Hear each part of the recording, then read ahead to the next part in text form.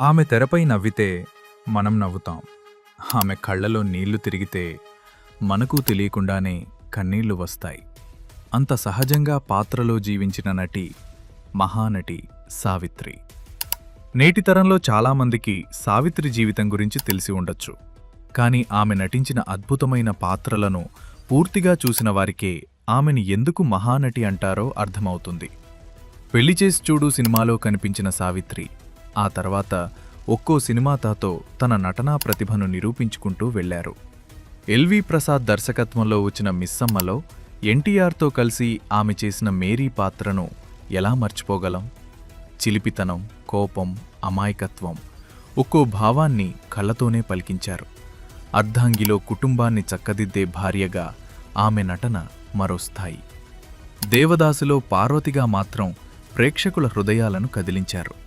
ప్రేమ, బాధ, నిస్సహాయత మాటల కంటే ఆమె ముఖంలోనే ఎక్కువగా కనిపిస్తాయి. దొంగరాముడులో చిలకమ్మగా చలాకీతనం చూపిస్తే బలేరాముడులో అమాయకమైన యువతిగా మనసు దోచుకున్నారు. ఇక మాయాబజార్లోని శశిరేఖ పాత్ర, ఒకవైపు అమాయకమైన శశిరేఖ, మరోవైపు ఘటోత్కచుడు శశిరేఖ రూపంలో చేసే హావభావాలు, ఈ రెండింటినీ సావిత్రి చూపించిన తీరు చూస్తే ఆమె నటనా ప్రతిభ ఎంత గొప్పదో తెలుస్తుంది. అక్కినేని నాగేశ్వరరావుతో సావిత్రి జంట కూడా తెలుగు ప్రేక్షకులకు ఎంతో ఇష్టమైన జంట. మంచి మనసులు సినిమాలోని ఏమండోయ్ శ్రీవారు, ఒక చిన్న మాట లాంటి పాటల్లో వారి జంటకు ఉన్న అందం ఇప్పటికీ అలరిస్తుంది. అంతేకాదు గుండమ్మ కథ, రక్త సంబంధం, ఆత్మబంధువు, మూగ మనసులు, దేవత, పాండవ వనవాసం వంటి ఎన్నో చిత్రాల్లో సావిత్రి తనదైన ముద్ర వేశారు.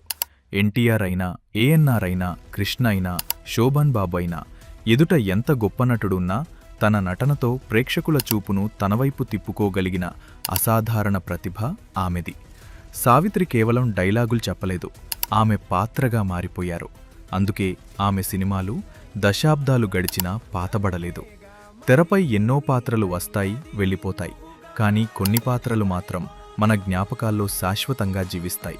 అలాంటి పాత్రలకు ప్రాణం పోసిన నటీమణి మన మహానటి సావిత్రి.